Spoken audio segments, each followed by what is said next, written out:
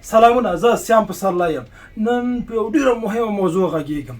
دوستانو، هر کال په میلیونونه هندیان، پاکستانیان، بنګلادیشیان، ایرانیان، چینایان، فلیپینیان او همدارنګه افریقایان په مختلفو هیوادونو کې په دندو ګمارل کیږي.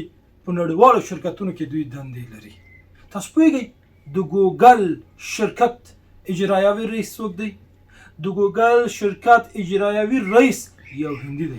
علی بابا، فیسبوک، والمارت، امازون او ورته نور شرکتونو کې همدا اوس نړیوال کارکوونکي کار کوي. زموږ په الکوزي شرکت کې په روشن اتصالات، MTN او نورو لوی شرکتونو کې حتی تر بیات او موبي ګروپو پورې هندیان او پاکستانیان کار کوي. دا چې هندیان، پاکستانیان، ایرانیان، فلیپینیان او نور کولی شي چې په نورو هیوادونو کې او په لویو شرکتونو کې دندې ولري، زه ورته یې ولنسو کولی، ښه کولی شو. که یو افغان ته ووایي چې په فیسبوک یا ګوګل او یا هم امازون کې دندې اعلان شوي دي، خپل استعدادونه ورته ولېږه، ممکن مقرر سي. په مقابل کې درته وایي چې مړه پرېږده، داسې کیسې دي، داسې خبرې دي. زه چېرته فیسبوک چېرته، زه چېرته امازون چېرته، زه چېرته ګوګل چېرته. دا هغه اشخاص دي چې درې خصوصیتونه لري. لومړی، واقعا هم استعداد او شایستګي نه لري. دوهم، په ځان باندې دوی باور نه لري. دریم، د خپل د ځان د ناکامۍ دپاره دلایل لټوي. له دې نه وروسته د ځان د بریا دپاره تاسو باید لارې چارې ولټوئ. د ناکامۍ دپاره دلایل مه لټوئ. په دغه ویډیو کې 25 هغه مهم شرکتونه زه تاسو ته معرفي کوم چې هر کال په زرګونه نور اتباع، بهرنیو اتباع دوی مقرروي او په لوړه کچه دوی مقرریانې لري. لومړی، د وطن د شرکت څخه پیلومه. الکوزای کمپنی مرکز په دوبای کې دی. همدا اوس الکوزي کمپنی سره پاکستانیان کار کوي، هندیان کار کوي، نور اتباع هم کار کوي.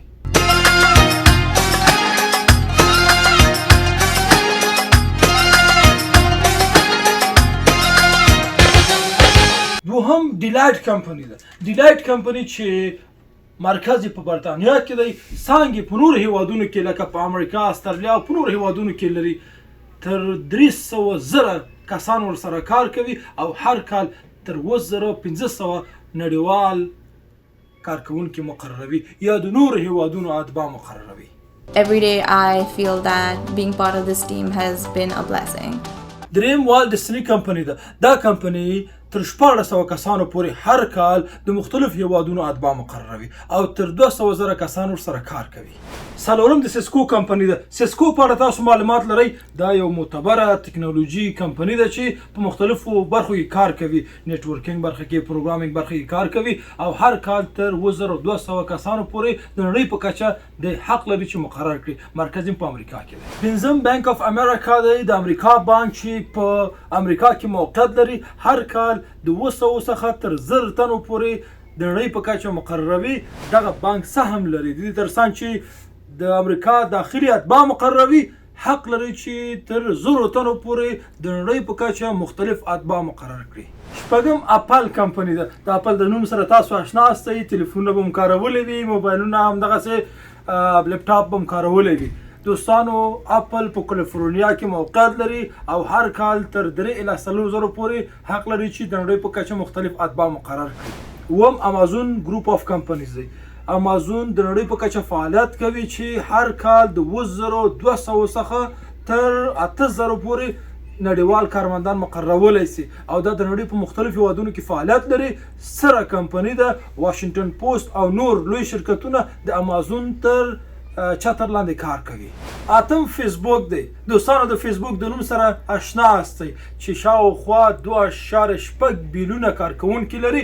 د فیسبوک مرکز په کالیفورنیا کې دی او هر کال د 3,500 تر 4,000 نړیوال اتباع کولی شي چې مقرر کړي. په مختلفو سیمو کې د مقررولی شي، هم په امریکا کې او هم په نورو هیوادونو کې. نو بیړه وکړئ، تاسو فیسبوک سره کار پیل کړئ. نهم، ګوګل دی. دوستانو، د ګوګل د نوم سره تاسو آشنا یاستئ. د ګوګل مشر یا CEO همدا اوس یو هندی دی او د یو هندي په واسطه رهبري کیږي.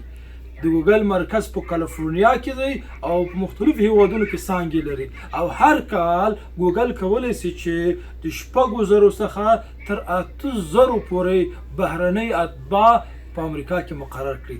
په نورو هیوادونو کې چې څانګې لري په هغو کې هم کولی شي چې دوی مقرر. Google is a place that I just fell in love with the culture. I fell in love with the energy. There was just a vibe that I wanted to be a part of. It's just some place where I can never imagine myself getting bored. لسم جی پی مورګان دی دا بانک دی چې په نیویارک کې موقعیت لري او هر کال تر 1400 کسانو پورې حق لري چې امریکا ته دعوت کړي او په امریکا کې کار وکړي.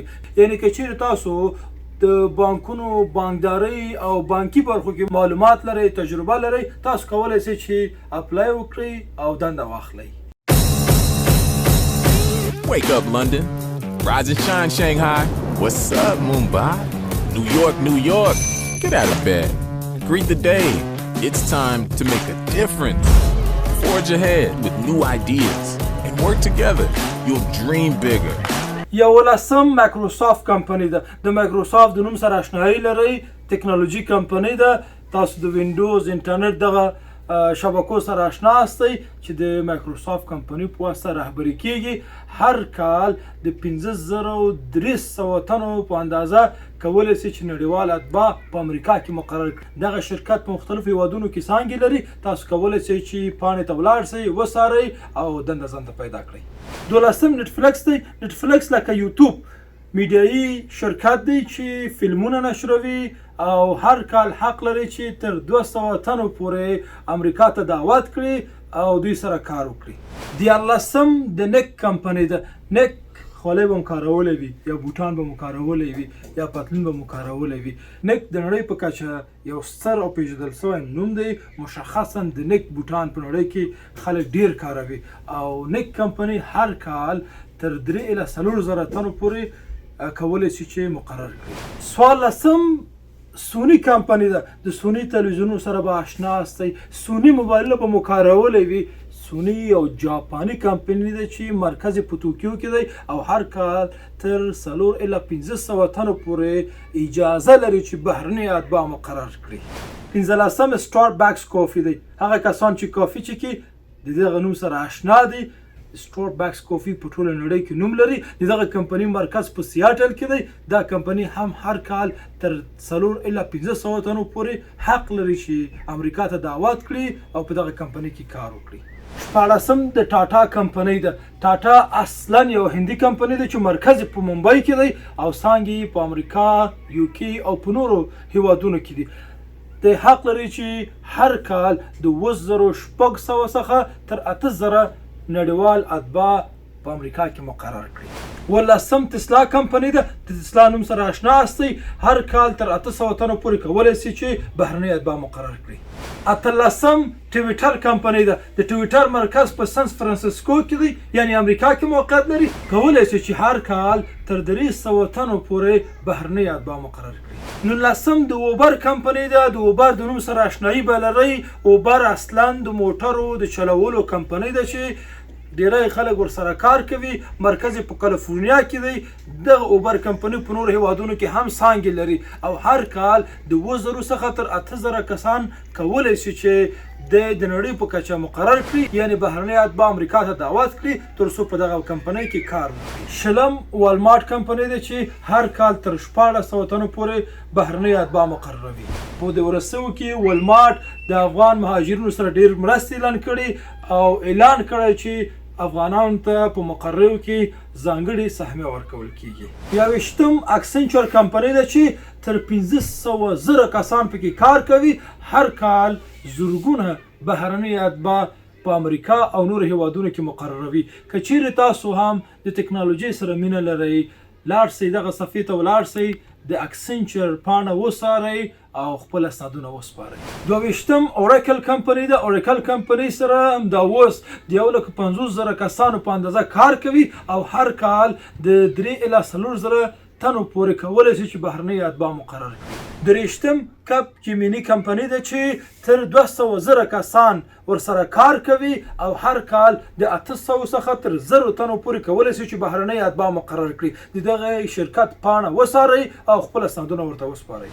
څلېرویشتم انفوسس کمپنۍ ده د ټکنالوژۍ په برخه کې کار کوي تر 200,000 کسانو پورې کارمندان لري او هر کال 3 الی 4,000 تنه کولی شي چې د نړۍ په کچه مقرر کړي او د نور هیوادونو څخه کارمندان امریکا ته دعوت کړي. 15 د کوکنیزن کمپنۍ ده چې د ډیجیټل سولوشن په برخو کې کار کوي یعنی ټکنالوژي کمپنۍ ده همدا اوس ورسره 200,000 کسان کار کوي او هر کال تر 800 الی 1200 کسانو پورې کولی شي چې سپانسر کړي او بهرنۍ اتباع ورسره کار وکړي. دوستانو دا هغه 15 او مهم کمپنیانې وې چې ما شارلس کړي وه. داسې په زرګونه په میلیونونه نور کمپنیانې په نړۍ کې شته دي چې تاسو کولی شئ ورسره کار وکړئ. په امریکا، لندن، استرالیا، فرانسه، جاپان او نور هیوادونو کې سترې کمپنیانې شته دي چې که تاسو خپل اسنادونه ورته ولېږئ په شرایطو برابر اوسئ حتما تاسو مقرروي. دوستانو که هندیان کولی شي، پاکستانیان کولی شي، فلیپینیان کولی شي، نایجریان کولی شي، ایرانیان کولی شي، زه او ته هم کولی شو چې په دغو نړیوالو شرکتونو کې کار وکړو.